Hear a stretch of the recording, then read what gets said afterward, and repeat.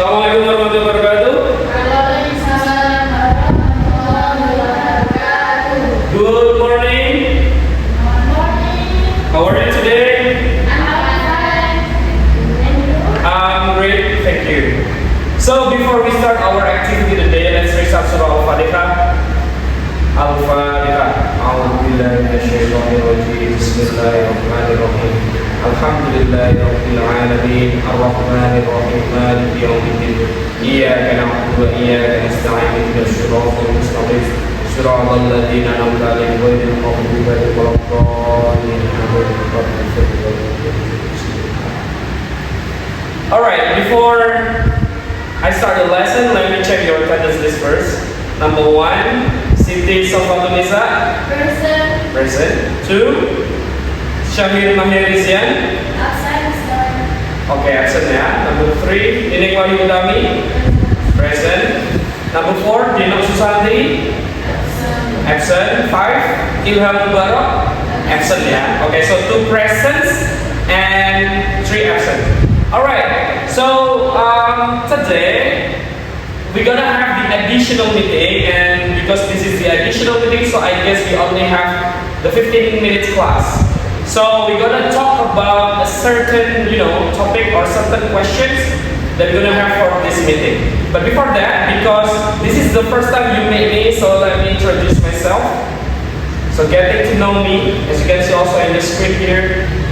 So my name is Zaki Mubarak. You can call me Mr. Zaki, and this is about my short identity. Just call me Mr. Zaki. We have unlimited time, so we need to jump to our topic today. Alright, so as I shared to your WhatsApp previously before the class started, you may open your file di WhatsApp-nya masing-masing. Sudah ada ya? Okay. So, as you can see there are text 1, this is text 2, and then question number 1, and question number 2. Nah, tapi pada dasarnya, mungkin ini sedikit yang harus saya sampaikan ya. Ketika we have the English questions, either itu kalian untuk TOEFL, either itu kalian pakai buat masuk UTBK atau seleksi apapun, the one thing that you need to focus itu adalah your management time, your time management. Jadi gimana kalian mengkondisikan satu soal itu, kalian bisa berapa menit sih waktu yang kalian butuhkan, atau bahkan berapa detik yang kalian butuhkan. So here's the thing, misalkan kalian di TOEFL itu ya, kalau kita total TOEFL IEP misalkan, itu kan ada 50, 40, 50, berarti 140. Itu dari listening, structure, and reading. Dan waktu yang kita perlukan itu hanya 120 menit.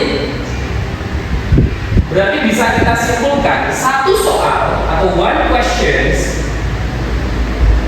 itu bisa nggak kita kerjakan dalam waktu 1 menit? Of course no. Karena kalau kita 1 menit 120, kita cuma dapat 120. Dan nyampe 140. Perhaps we have only 45 seconds, 45 detik. Itu belum kita hitung ini ya, ngisi identitas, terus kita mikir dan sebagainya.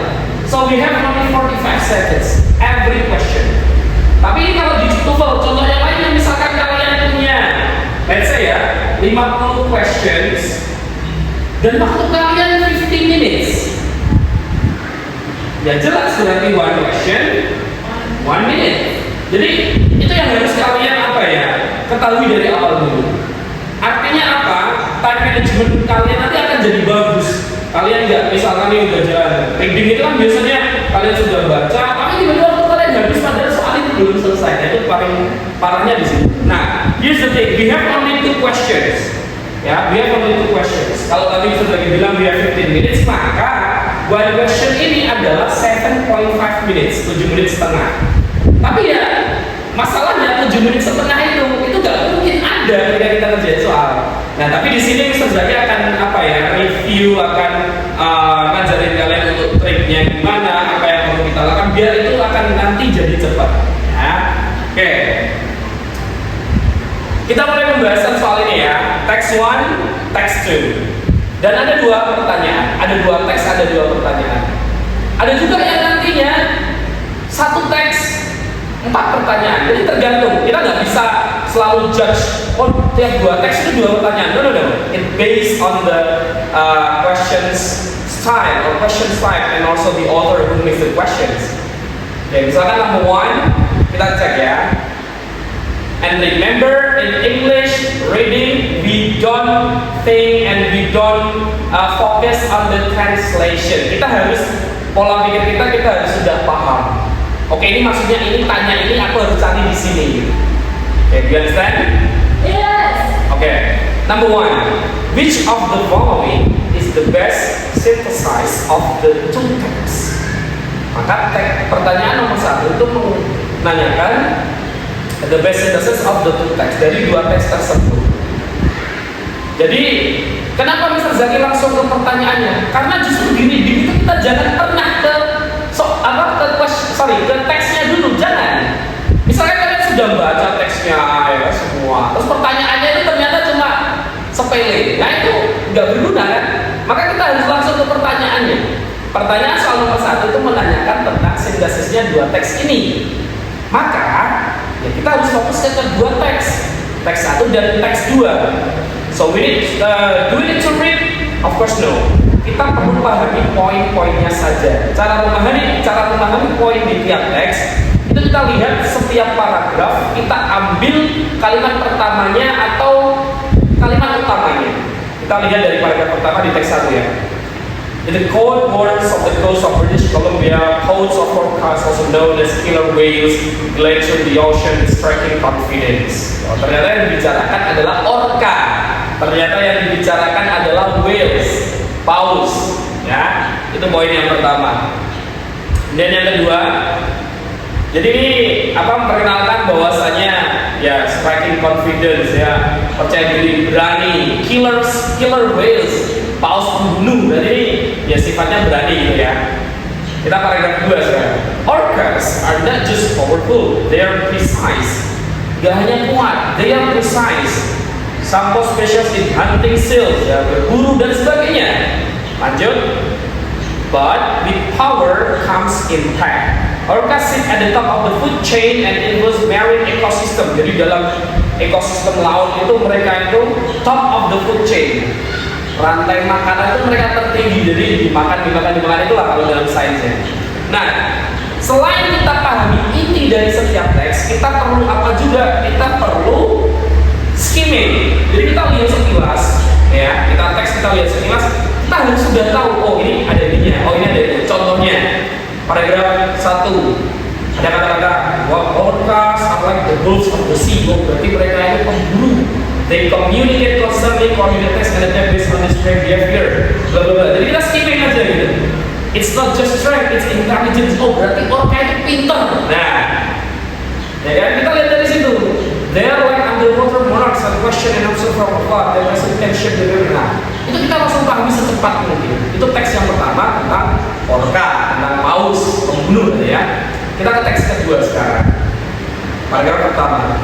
The common octopus survive not through dominance but through invisibility. Oke, octopus gurita, ya, survive not through dominance, tidak lewat dominance tapi lewat invisibility. Bisa sembunyi mungkin, bisa apapun itu. Nah, found hiding the ground. Jelasin kan di selanjutnya. Nah, sembunyi dan sebagainya. Lanjut, paragraf 2-nya. Rather than confront predators, octopus avoid them. That intelligence manifests in escape strategies, puzzle solving, and even mimicry.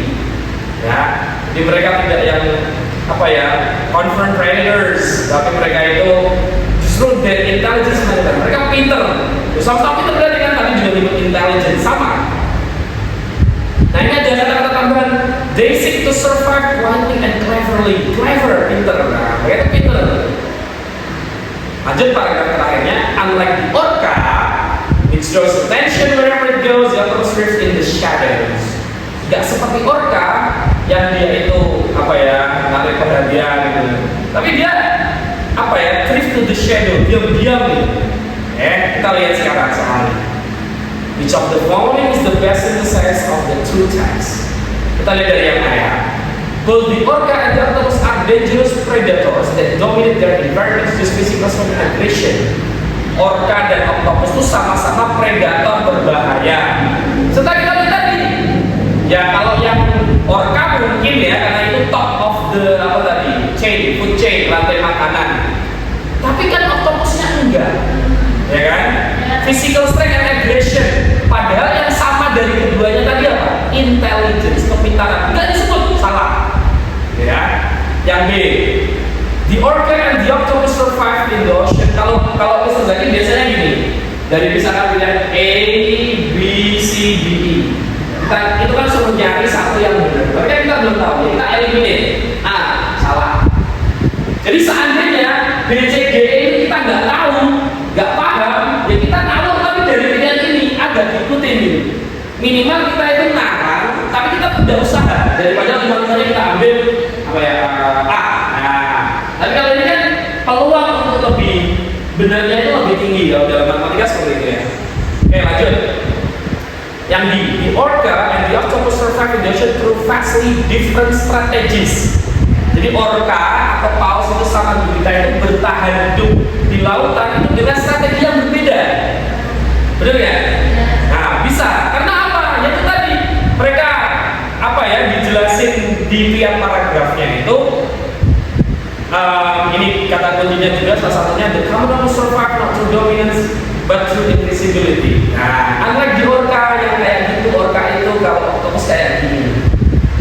Itu cara mereka survive. Oke, kita kunci B dulu. Artinya kalau kita kunci B, C, D, E itu sudah kalau nanti nggak bisa ya jadi kita usaha. Yang C ya. Well, the orca is known for its intelligence. The octopus relies entirely on instinct and natural confidence to avoid danger. Salah ya? Oke. Orcas and octopus share similar habits. Nggak sama. Unlike the orca, apparently the octopus has little role in the system. No. Oke. Ya udah kita ketemu ya B, ya. Kita kunci jawabannya. Number 2. Which of the following basic state is statement found in crevices blended into coral reefs in text 2?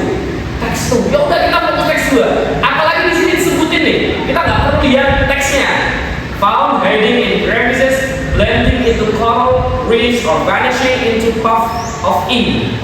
The octopus relies on camouflage and creativity.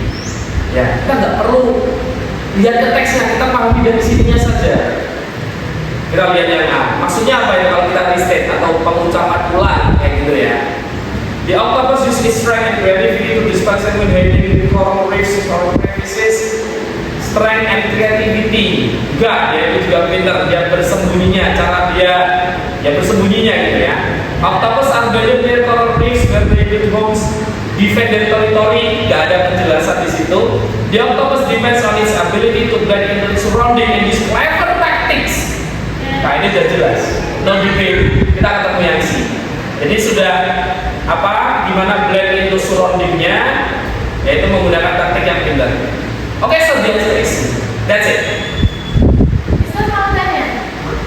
Jadi yang di soal nomor 2 itu kan tertulisnya kan in text 2. Nah, sebisa di situ tulisannya nggak ada in text 2, bisa langsung this and creativity masuk ke datanya itu nanti kita gantinya di text berapa? Kalau nggak ada teks 2-nya, kita cari di teksnya sama atau kalau dia disebutin found hiding in bla bla bla, nggak usah cari di teks langsung aja, kita jump di sini kan udah disebutin kalimatnya. Ya, kalau disebut di kalimatnya ya udah tetap kita biarin aja, kita fokus aja ke kalimat ini, nggak usah lihat ke teksnya. Okay, I guess the time is up. Okay, let's end our meeting today by doa penutup majelis. Bismillahirrahmanirrahim. Subhanallahumma wa bihamdihi asyhadu an la ilaha illa